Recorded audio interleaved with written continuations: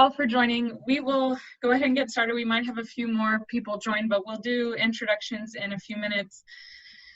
So welcome to the parent orientation for Spanish and French to the story of Cinderella and the Prince. We're offering this at both in partnership with Northeast Independent School District at Churchill High School for Spanish and Reagan High School for French, as well as at Los Reyes and Beard Elementaries with Northside Community Ed, and that is both for Spanish.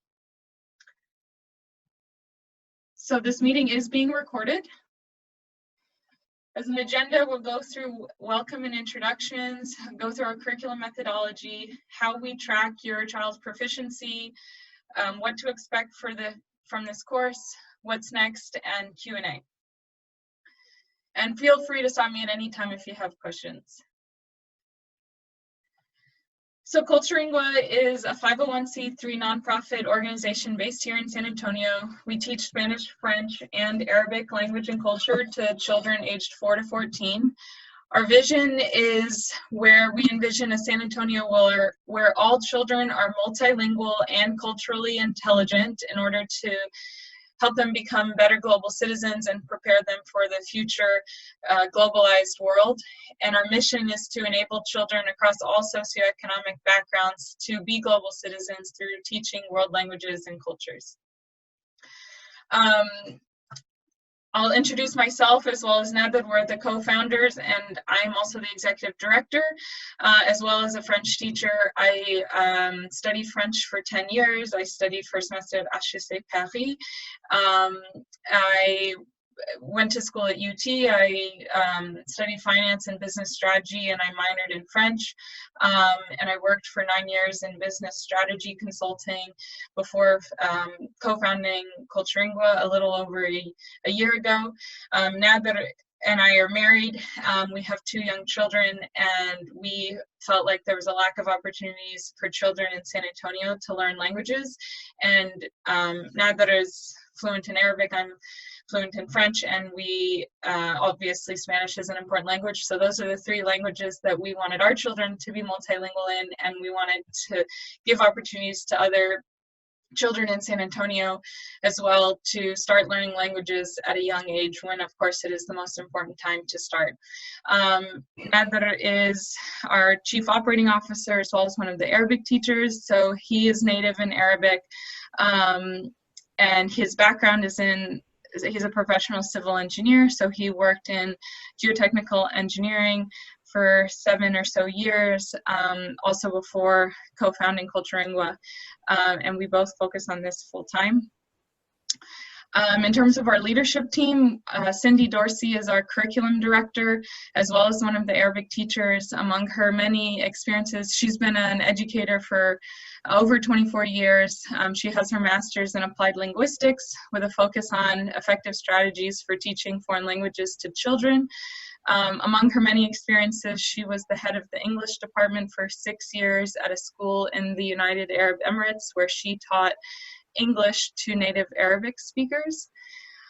Miriam Hernandez is our Spanish director. She has over 24 years of experience teaching high school in Harlandale ISD. She was taught at all levels up to advanced placement, as well as 12 years as the chair of the World Languages Department. And she has her master's in Hispanic literature from UTSA. So Cindy and Miriam will attend some courses throughout the semester for all the courses, so you may meet them at some point. And I am the French teacher for the French class at Reagan, but I will also be at some of the classes at some of the other schools, some of the Spanish classes as well. Our teachers, in addition to me, as I mentioned, for the French class, Paula Espinosa will be teaching Spanish at Churchill High School, or is teaching Spanish at Churchill High School, and she's been a lead teacher for us for a number of courses at various locations, and she's also taught Spanish and French at a university in Colombia. I don't speak Spanish, so I'm not going to attempt to pronounce it, and that's also where she has her Bachelor of Arts in Modern Languages from, and she is native to Columbia. And then Yesenia is going to be teaching our Spanish classes at Las Reyes and Beard Elementaries, and she has her Bachelor of Arts in Spanish and Bachelor of Science in Criminal Justice from Texas State, and she has a number of years of experience as both a Spanish interpreter and also an English teacher to non-native English speakers. So I would welcome parents to please introduce yourself. If you could mention which course your child is taking and at what school, why you want your child to study a foreign language, what language you speak at home, and anything else you would like to add.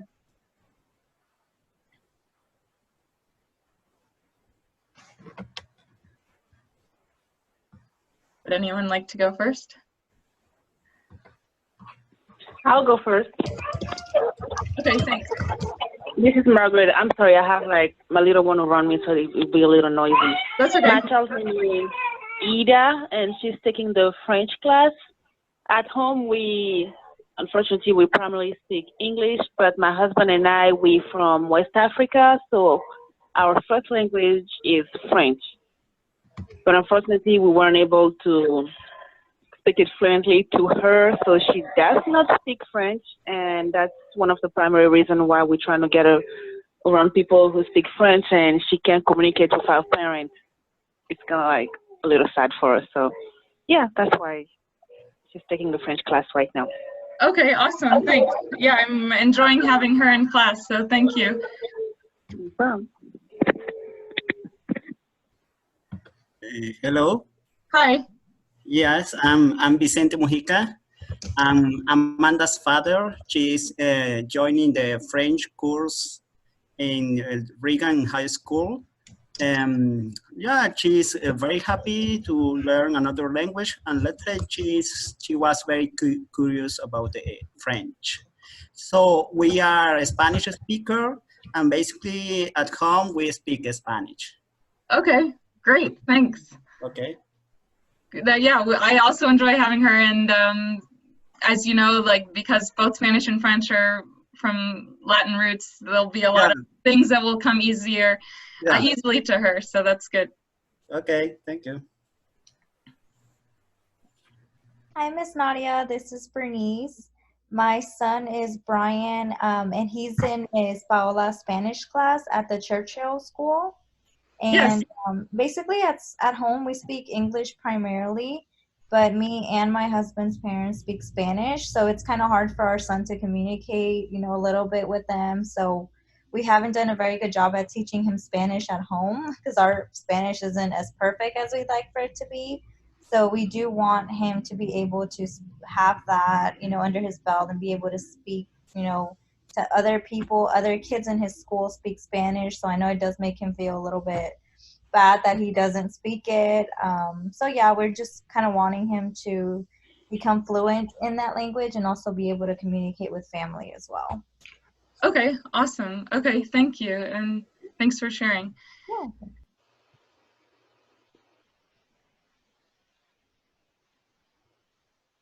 Is there, I think we have maybe one other person on, or maybe two. I think maybe, Carol, can you hear us? Hello? Hi. Oh, this is Patty Robinson, Andrea's mom. Yeah. I have been trying to figure it out what to do here, but my daughter, we are fluent in English and in Spanish, and she's so excited because she always wanted to learn French. And I'm just happy because we tried to look for a school, near the Stone Oak area, and we just couldn't find anybody. So we're very happy that they have this opportunity with you.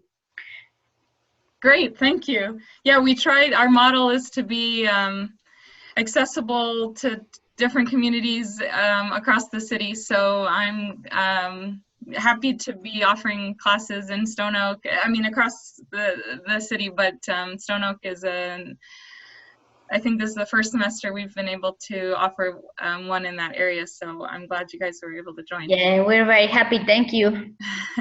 Okay, thanks. Do we have anyone else on the call? Okay, I think that might have been everyone. Okay,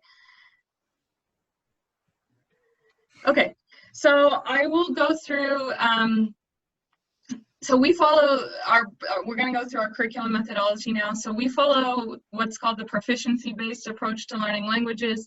So some of you, especially if you studied foreign languages in the United States in high school, most likely learned in the traditional approach, where you learn about grammar.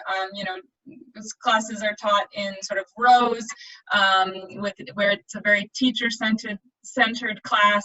You focus on covering a textbook.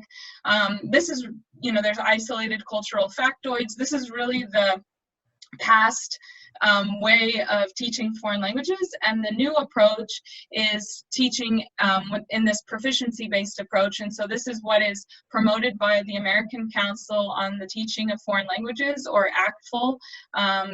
I'll reference that acronym throughout the this session, and that's the national standards that we follow, and this is really where foreign language departments across the country are moving.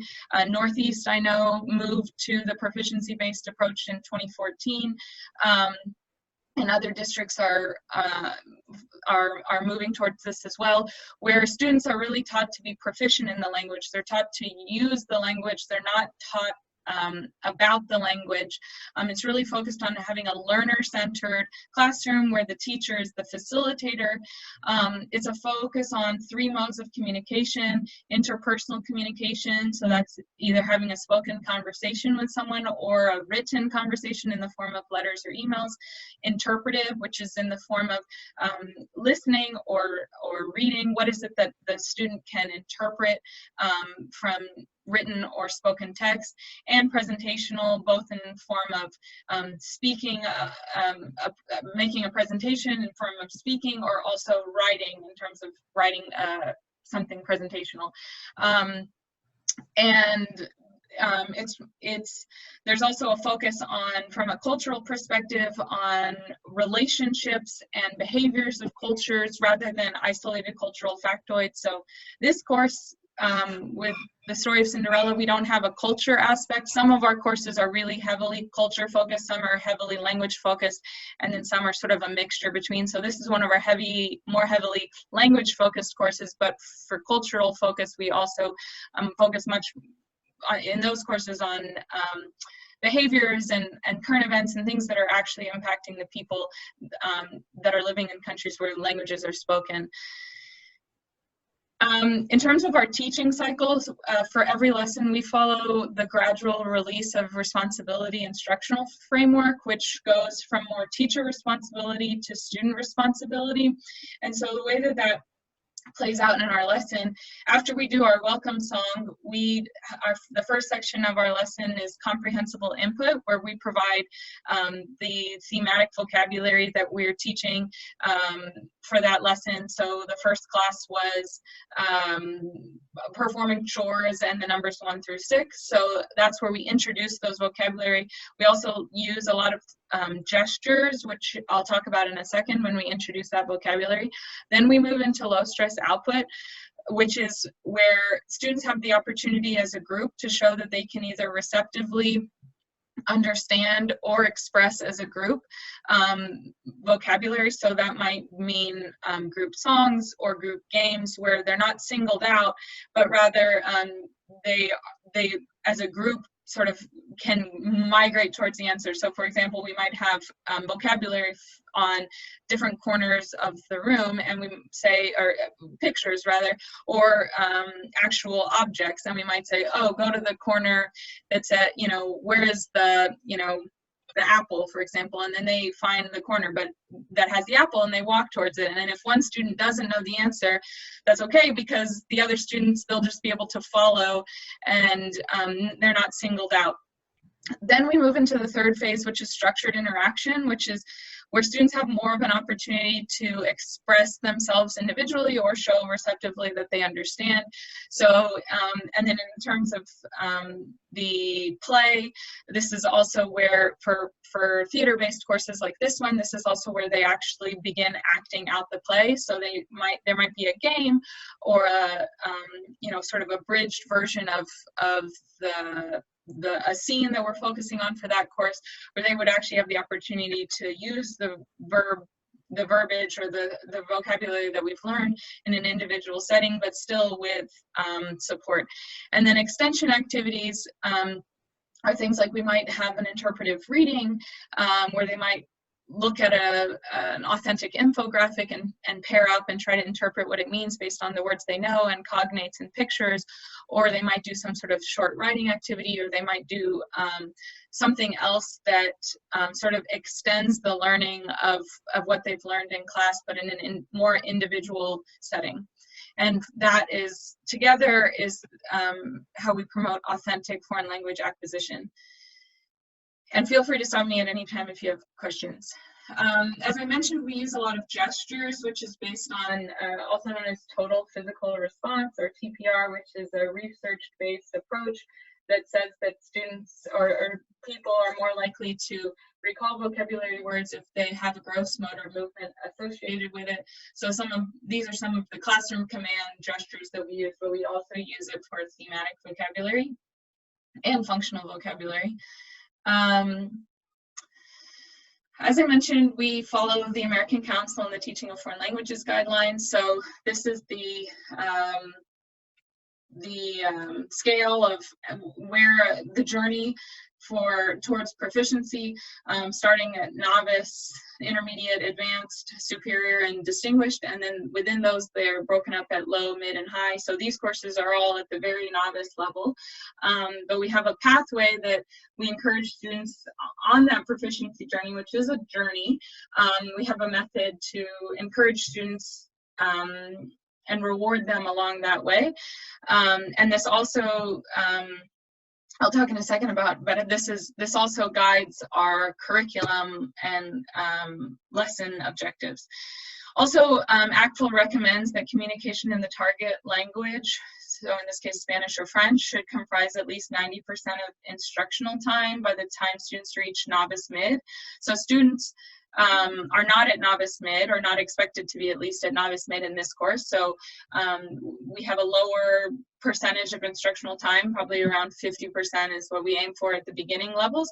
But over time, we do aim to increase the amount of instructional time to reach this 90% goal, so that students have the maximum opportunities to focus on acquisition of the language. But I will say that that 90% is 90% that's comprehensible. So it's not just speaking, knowing that majority of the students aren't going to understand what you say, but rather, as the teacher, but rather communicating in a way that's comprehensible, either through gestures or pictures or other means, and reserving that English time just for, very difficult to translate vocabulary words, or, instructions for a game that might be a little bit complicated to explain in the target language, things like that.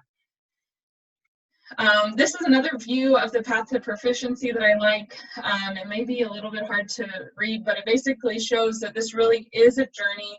So, we starting at novice low, students are able to use words, and then moving on to using words and phrases, and then using single sentences and things like that. But it's awesome that you all have started your students on this journey. And we like to encourage them along that way and motivate them, which I'll talk about in a little bit. So I mentioned the standards that ACTFL has. They're called the can-do statements, and we follow those for our courses. So this is, I'm not going to read all of this, but this basically shows at the novice level some of the performance indicators across the 3 modes of communication I mentioned before, as well as the 2 modes of intercultural communication, which are investigating and interacting other cultures and perspectives. And so at a much more detailed level, this is what guides our lessons, our course objectives and our lesson objectives. And then on that same topic, or in that same vein, we have this can-do progress system that we've developed. This is modeled after the Seal of Biliteracy program that is implemented by several states, state board of education, most notably in California. They have an elementary pathways program. The Texas Education Agency has not implemented the same program, unfortunately, but we wanted something similar to encourage our students, so we created something similar that fits our needs and our students' needs. And so essentially students, in this case, this is working towards earning a Spanish Novice Low Communicator badge, or medal rather. After every class, they'll receive a set of stickers, and one sticker is equivalent to 1 class hour, and those will be in 6 different areas for communication. It's the cross between the modes of communication and the 4 skills, which are speaking, listening, reading, and writing. Once they earn a certain number of stickers, they're able to earn badges in those 6 areas. Then they're able to take an assessment, and then they're able to earn a medal that says that they are a novice low communicator, in this case in Spanish. And we also, through this program and through the type of assessment that we offer our students, once students earn at the intermediate level, they're actually able to learn a global seal of biliteracy. So this is something that was implemented because not all states, including Texas Education Agency, have implemented the state seal of biliteracy, and it's also available for homeschool students and others. So there's an organization that issues a global seal of biliteracy, and actually you can actually earn college credit through a university in New Hampshire, I believe. And so at the intermediate mid-level, students are able to earn that functional seal of biliteracy, and then hopefully once they continue on in high school, they can earn the next level, which is the working seal of biliteracy, which is a really cool external sort of validation of their proficiency progress. We have the same system for the intercultural communication, but instead of an assessment, they actually would do an intercultural challenge, such as read 10 books in Spanish or attend a Hispanic cultural event, and then they can earn an intercultural badge as well. For Spanish and French, through this story of Cinderella and the Prince, this is sort of what we're looking at for the sequence of what we're going to learn this semester. So I won't go through each one of these, but you will receive a parent letter that outlines the objectives and what it is that we focus on. Thematic vocabulary. There's also functional vocabulary, which are things that are not actively taught, but it comes up in the course of the activity. So it might say, you know, for lesson 2, for example, it's where are the blank, so you can say where are the lemons, where are the strawberries, and they'll practice that in class, or buy the lemons or buy the strawberries. So those are things that, you know, it's not something that we actively teach as, you know, learn this vocabulary word, but it comes up in the course of the activities in the class. So that's functional vocabulary is not on here, but you'll see that broken out in your parent letters, which will also be sent home through the Remind app, which I'll talk about next. So you can support your child at home by, well, you're going to receive a parent letter, as I mentioned, that breaks down all of these different aspects of what your student will have learned. You're also going to get a Quizlet URL sent through the Remind app. So I invited all of the Northeast parents to their, so either at Reagan or at Churchill, to the Remind app shortly before this call. And then for anyone that's from Las Reyes or Bob Beard, you should be receiving that invite shortly in the next couple of days before class starts. And then you'll also get a Quizlet URL, so I'll send that soon for lesson 1, which will give students the opportunity to practice vocabulary and flashcards at home. We are going to have a end of semester performance,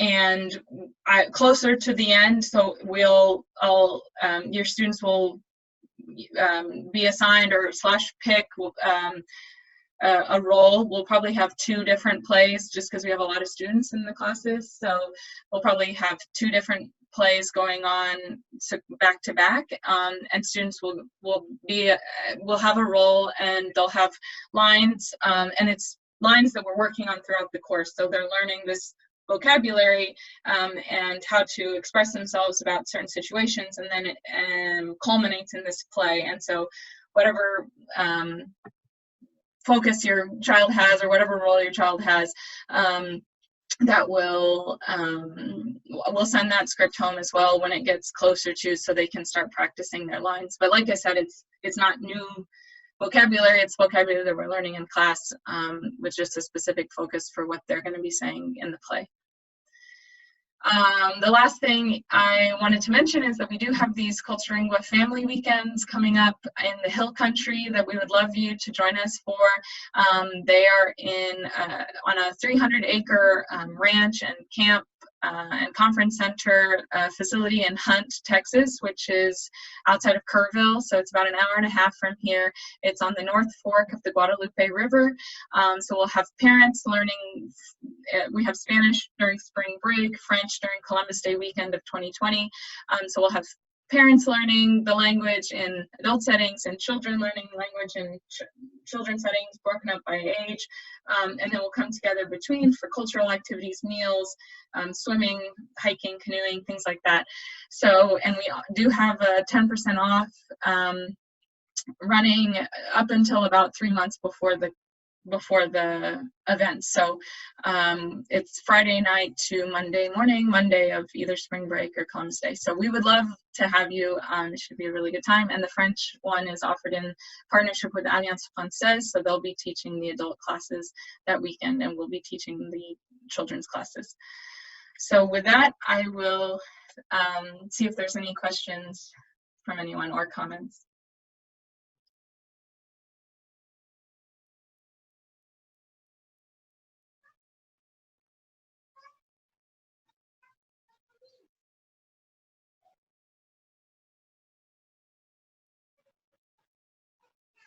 Any comments or questions? I see everyone's on mute, so I'll wait a second or two in case you guys are trying to get off mute. Nadia, this is Patty Robinson. Okay, hi. I just have a question. Sure. So I hope that the answer is yes.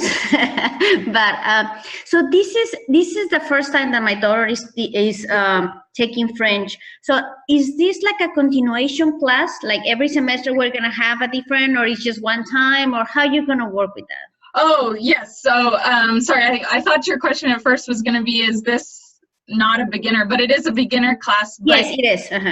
Yes, it is. So we're still finalizing the schedule, but our plan for Northeast for next spring is to offer French through the story of the Three Little Pigs. Okay. And so, we aim to have a different class every semester. And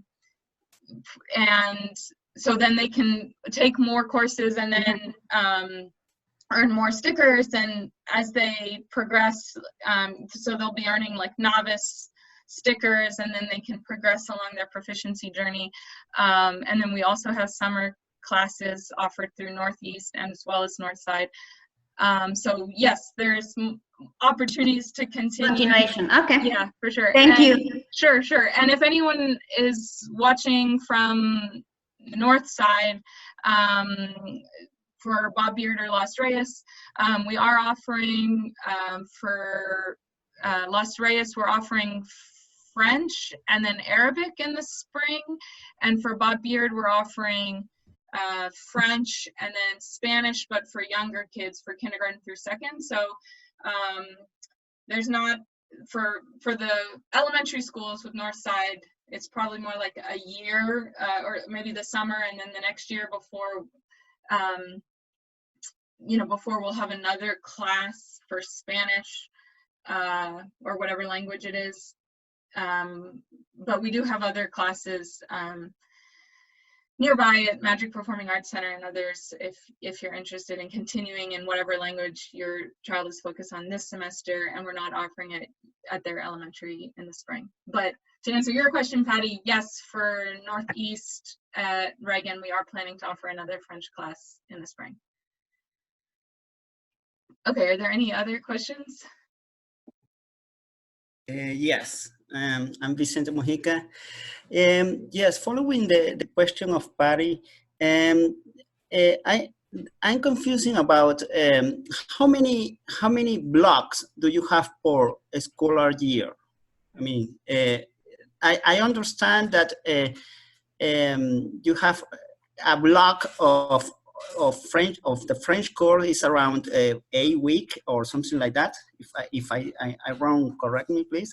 But my question is, during the scholar year, how many blocks does the French course have?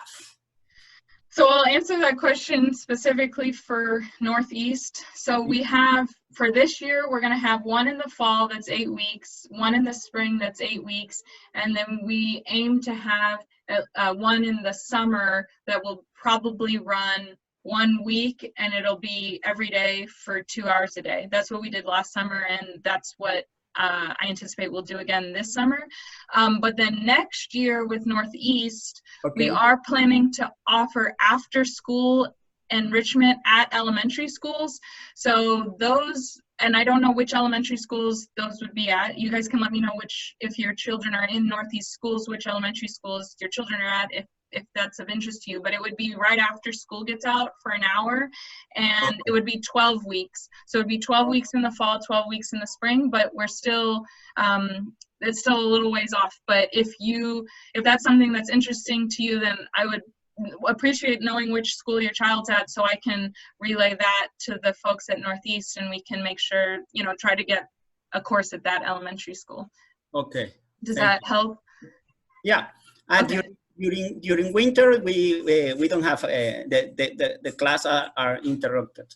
So for Northeast, they have like a pretty set schedule of 8 weeks in the fall, and then their 8 weeks in the spring is like from February to like April. Okay. So it's just like sort of end of winter, beginning of spring. Okay. North side classes, we've actually created like a winter and a spring. So we have a winter class that runs from January to early March, and then a spring class from late March to early May. But then, like I mentioned earlier, those are usually different languages. Okay. So we'll have like French, Spanish, and then Arabic for those three at the elementary schools. So it just depends on which location. But for Northeast, they set the date, so we don't have flexibility, I guess, to create a winter semester. Okay, thank you for your answer. Okay, sure. Are there any other questions?